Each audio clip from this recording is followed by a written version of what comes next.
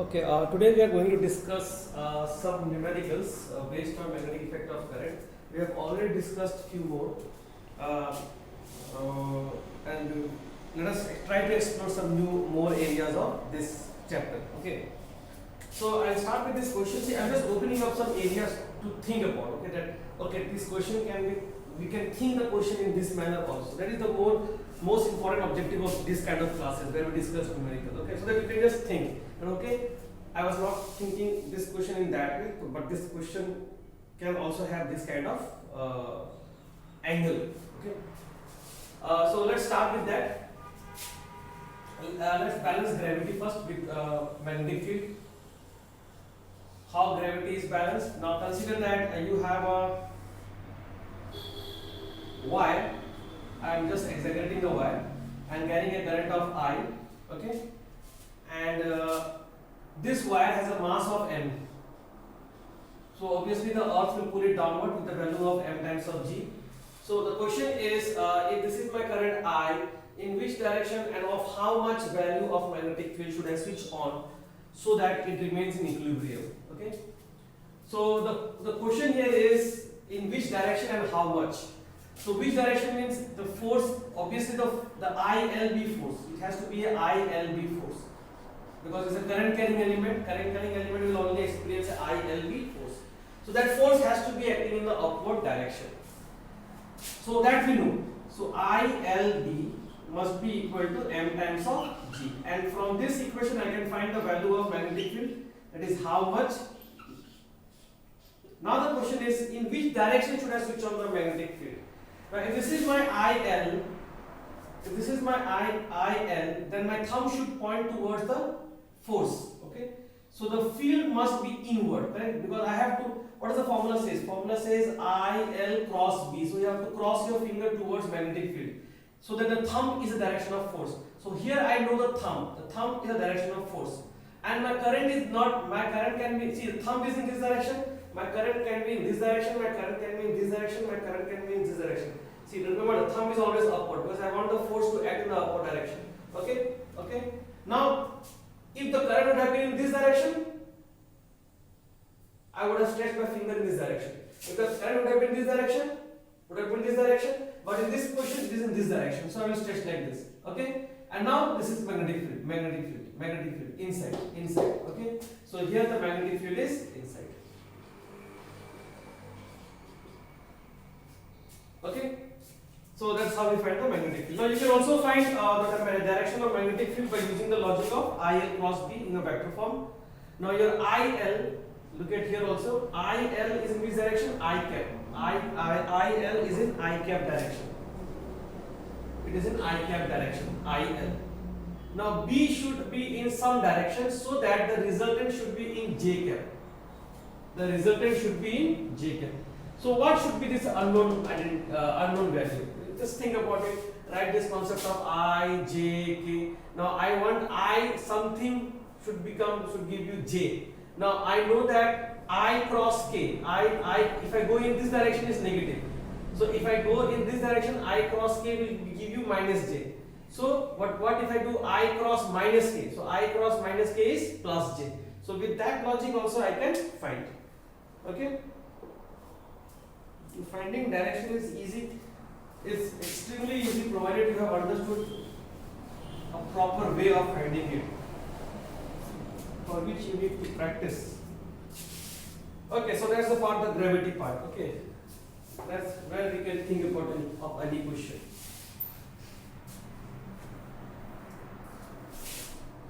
Second question. Say that these are the two connecting platforms carrying a current, and on this platform I have placed a wire. Okay, so it's just like two stands, conducting stands, and on that stand I have placed a wire. So when I switch on the circuit, what will happen? The current will flow in the entire circuit. Now remember, I have just placed the wire over here. I have just placed the wire on that, and this is conducting. So suppose the moment I switch on the current, what will happen? This will experience a force. The moment I switch on the current, it will experience a force. And if it is kept in a field, it is inside the board. It is kept in a magnetic field which is inside the board. So if this is my plus polarity, the current will flow in this direction. So because of that, IL cross B, there will be a force which will act in this direction, IL times of B. Due to which what will happen, since this wire is not tied up or attached to the remaining wire, so this wire is kept on the conducting table, on the conducting surface, will immediately fly off. Correct? So what I am going to say here is this. It's just like these are the two conducting what you call platform. Both are conducting, and I have placed a wire over here just like this. Okay, just like this I have placed a wire. Just do it. Yeah. So these 2 points are these 2 points, and I have just placed a wire on this. So the moment the current flows through this, immediately it will experience a force, due to which it will jump up. Correct? That means the moment I switch on the current, let us say it stays in contact with the let us say when I switch on the current, the wire remains in contact with this connecting end for a time of delta t, which is very small. Okay, but delta t is given to you. Okay, or the same question can be like this: the current is switched on for delta t time. Okay, the current is switched on for delta t time, or this wire remains in contact for delta t time, which is very small. We know that it just flies off. Okay, so it just remains in contact for a very small interval of time, just like a collision. When you hit a ball on a body on a wall, then it remains in contact for a very small interval of time with the wall, and then it rebounds back. So it's just like that. Now from here the question is this: how high the wire will go up? How high the wire will go up? Okay, so we know that how high the wire will go up means you have to think that it should gain a velocity. With that velocity, it will keep on going up. Okay, so from force and small time, we know that impulse equation is the best equation to get the velocity. F delta t is equal to mv minus mv. Now what is F? F is IL times of V. Delta t is a given parameter now. M times of V, final velocity. Initial velocity was 0. Initially it was at rest. So I know the initial velocity. Now initial velocity with which it flies up, this is the velocity with which it goes up, V, will be equal to ILB delta t divided by M. So this is the initial velocity. This initial velocity is before. Initially the rod is at rest and then it gains a velocity. Initially it is at rest and then it gains a velocity. So this is the velocity. Now let's do it here. Now with this velocity it is thrown up. How high the body will go up? Now we know that at maximum height the final velocity has to become 0 at the maximum height, and this is your h. So I can write v square minus v final square minus v square equal to twice of a. What is a? A is minus of g into h. H is h. So v final square is 0. So 0 equal to minus v square equals to minus 2gh. Minus goes out, so h will be is equal to v square by 2g. And now you put this value of v square over here, and that will be a final answer. So this is a very interesting question. That it can be, we can think the question in this way also.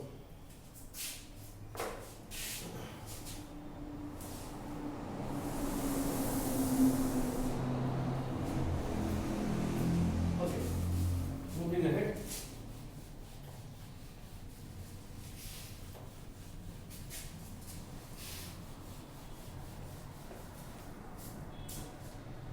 Number 3. Question number 3 is a very famous question. It comes from the concept of Ampere's circuital law.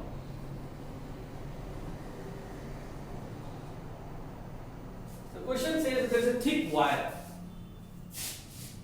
There is a thick wire. I am just drawing this because I am going to use the top view of this. And this thick wire is having a current of I. So the entire thick wire, which is solid from inside, it's not hollow also, it's solid. So from this thick wire, there is a current which is flowing, having a value of I. And the cross-sectional radius of this wire is, the cross sectional radius of this wire is r. Now the question is this: what is the field, magnetic field due to this wire at the surface, outside and inside? How many regions? 3 regions. That means when the value of r is equal to r, when the value of r is greater than r, and when the value of r is smaller than r. In these 3 regions we have to find the magnetic field. Now remember, this current is going up, it can be going down, doesn't matter. Okay, so let's say it's going up. Now I am going to show you the top view. So if I show you the top view, how does the top view looks like? The top view will look like this. So here if I see from the top, the current is coming towards me. So it is coming towards me. So let us say these are the current.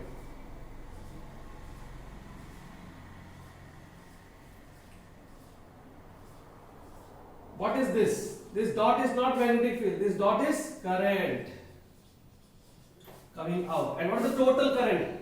Total current through this much area is, through this much of area, through this much of cross section area, this current coming out is I. Okay. Now I have to find at 3 different regions. So this is what, okay, I have to rub this. Okay. If you have not taken a note, just take a note of this. This is lateral view and this is your top view. Okay. So now once the top view is clear, now let us see. I want to find the field over here. So say that I want to find field at a distance of r more than capital R. If it is r more than capital R, then this is my wire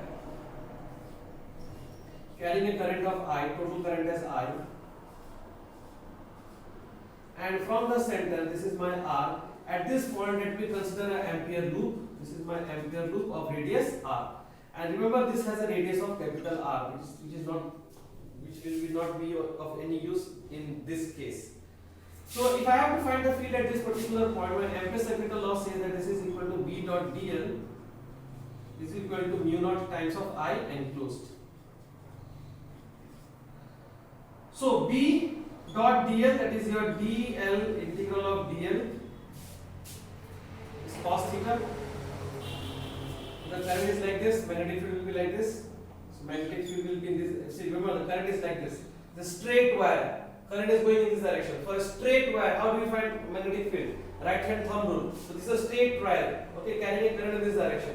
So if it's carrying a current in this direction, this is my thumb pointing in this direction, current, and this is the field. So this is my field going in this direction. So what is the angle between the field and the dl? Angle between field and dl is 0 degree. So I can write it as B dot dl as B dl cos 0 is 1. So eventually it remains only as dl is equal to mu naught times of I enclosed. Entire I is getting enclosed.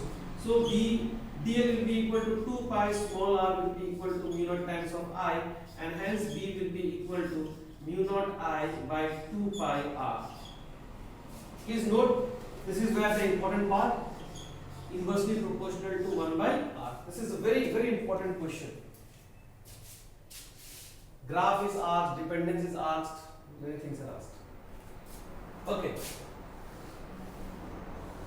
I can use this diagram only. What if your R is equal to R? No change. If R is equal to R, that means if this is my capital R, so I have to take the ampere loop also at the same point. I'll give you a point.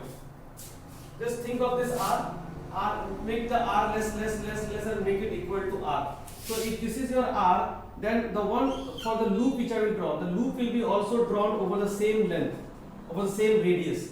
So in that case, if I just apply the shortcut over here, after defining the B dot dl is equal to mu naught times of I enclosed, this will be equal to B integral of dl will be equal to mu naught times of I, because still the entire current is getting enclosed.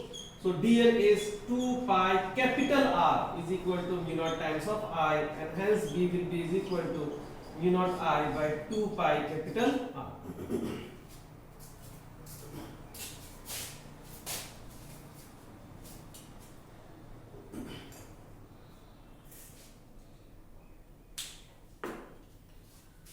Next one is R less than capital R. If it is R less than capital R, I'll just draw it bigger. remember this entire current.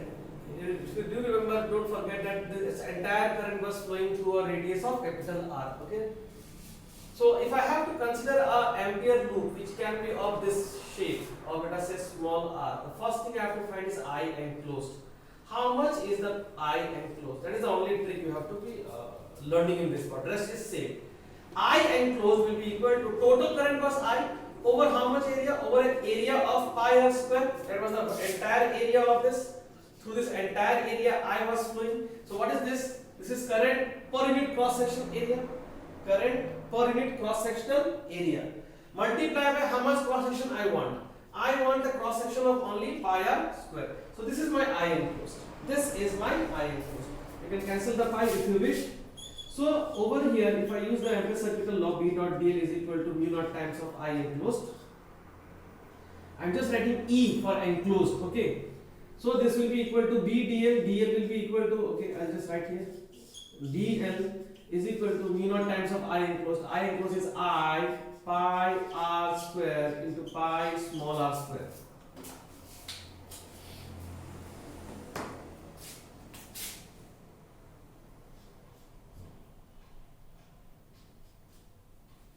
Okay. And what is dl? dl is 2 pi small r is equal to mu naught I r square divided by capital R square. One of the r also will get cancelled out, so b will be is equal to mu naught I divided by 2 pi r square multiplied by r. Now remember, this capital R which is in the denominator is a constant for a given wire. The variable is small r. Now if you can see very carefully, the field is directly proportional to r. Directly proportional to r. Over here it is at the same at the surface it is constant, mu naught I by 2 pi r, and here it is inversely proportional. So this another part which is very important here is the graph which they ask, and they ask, this has been asked in almost many entrance examination. So if I have to plot a field versus R graph, the initial part will be a straight line. Why? Because here this is the region, this is the region when R is smaller than capital R, and this is the reason when R is more than capital R. Now it is less than small r, it is directly proportional. Directly proportional means a straight line, and then it becomes inversely proportional, 1 by r. So that 1 by r will look like this. So this graph is of immense importance. Okay. Whenever you see graphs like this, always remember that there are this. I don't know how many of you can think in that way. That there are always 2 points where the field is same inside and outside. That means if there is a point where I have field, let us say 2 Tesla, okay, definitely I will get 2 Tesla again at a point outside also. So this is us. This graph has something to say. Similarly, if I have a point inside at 3 Tesla, same 3 Tesla I will get somewhere outside also. Okay, so all this kind of graph always at home. You can always pose this question. Okay.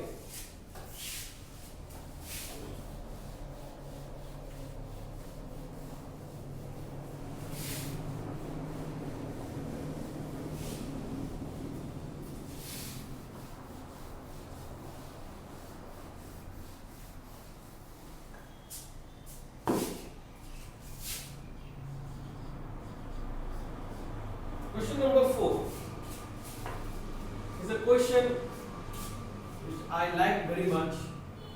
Is this? Suppose if you have it's a force between 2 wires. The question is force between 2 wires. So if this is my current I, and it's an infinite wire, of course, and this one is a strip. It says ripple. In some of the book it says ripple.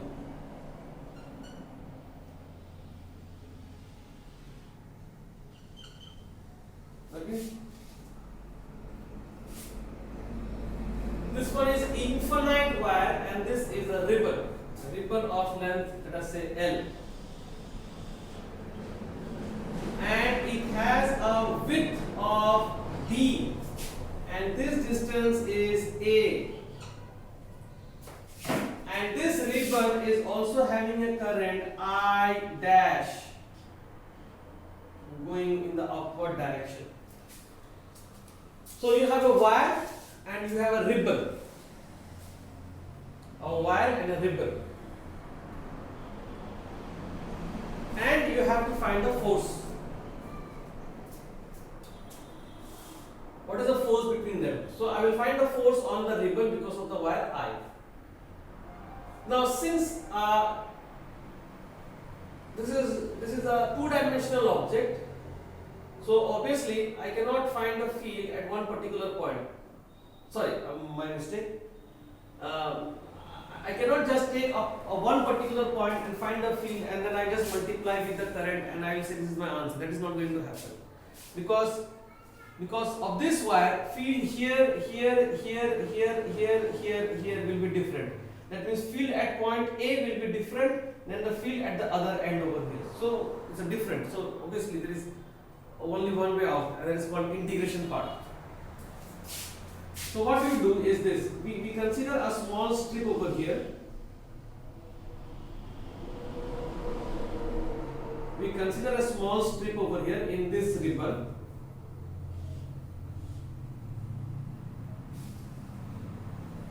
And say that particular strip has a distance of x. Okay, I hope I am making it clear.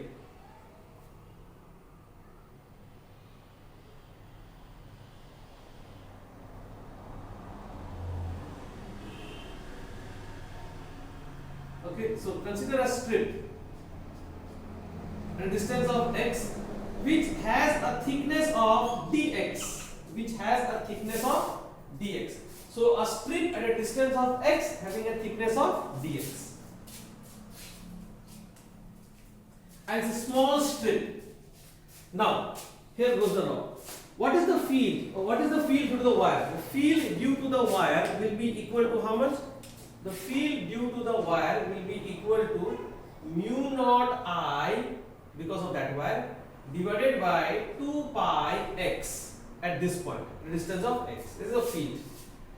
Now what is the small force? The small force will be equal to, which will be expressed by the strip of thickness dx, will be equal to I dash. No, this I dash is not I dash. That's the whole catch. Some current. What is the formula? Force formula is IL cross B. Okay. What is the length? Length is L. No issue. IL cross B, and B is how much?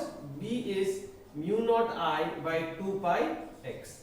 So this is I, B, this is the part B, this is your L, and now here I have to put the value of I. Now how much is the current flowing in that strip only? So that is equal to I divided by D multiplied by dx. How? You may ask. First let me write it bigger. df will be equal to I divided by D multiplied by dx. So this is my I part, IL cross B. So what I am using? I am using the formula of IL cross B. What is I? I is the current flowing in that strip. So field is clear to you, length is clear to you because it has a length of L. What is current? Now how much current will flow only in that strip? So this is I dash. How I dash is flowing over this ribbon of thickness of this breadth D.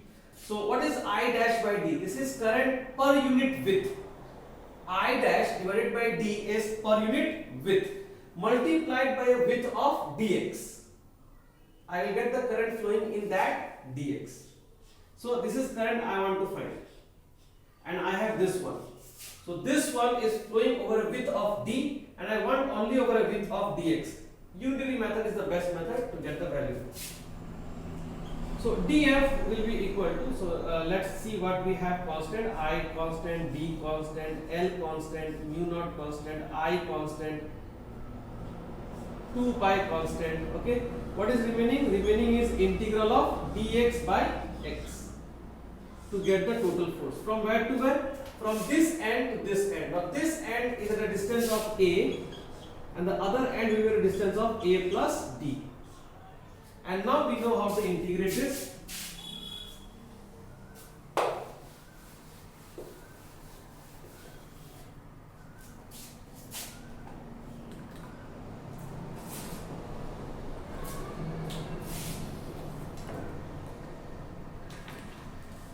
Integral of dx by x is natural log x. So you will get here as I. Okay, I will write it mu naught, proper word. F is equal to mu naught I dash into I divided by 2 pi d. Okay, and then you have integral of dx by x is natural log of x with boundary from a to a plus d, and this is equal to mu naught I dash I divided by 2 pi d, and then you can put the boundary. See, there is intermediate space. How to put boundary? Upper boundary minus lower boundary. So what will you get? You will get natural log a plus d minus natural log a, and log a minus b has a formula. The formula is log a by b. So you can directly use log a plus d divided by a. This is your final answer. I always end up writing small. My God, this marker. This one is natural log. Please bear with me.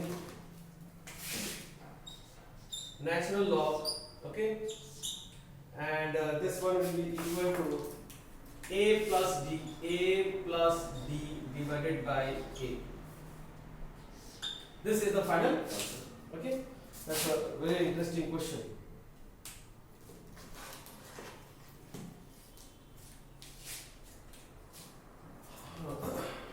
Just take a note.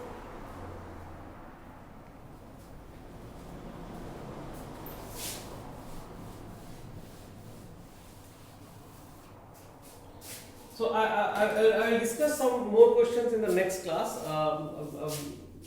Let's wind up the class here today, and just think. Okay, that this question which I am doing, just think the way I am giving you a different approach of thinking. There are direct questions, obviously. See, in entrance there is a formula based questions. Okay, now what is formula based? It's not like the class 6, 7, 8, 9 questions. Not that kind of formula. You know the formula and you should know how to use it. Okay, that is type 1. And then these type of questions are there where you have to think about the question with a totally different perspective. So I'll give you some questions, practice on that. Thank you for watching.